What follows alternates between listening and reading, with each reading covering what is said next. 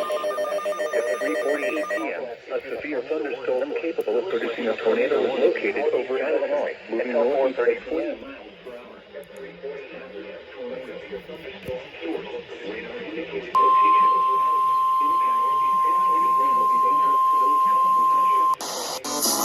Matter how the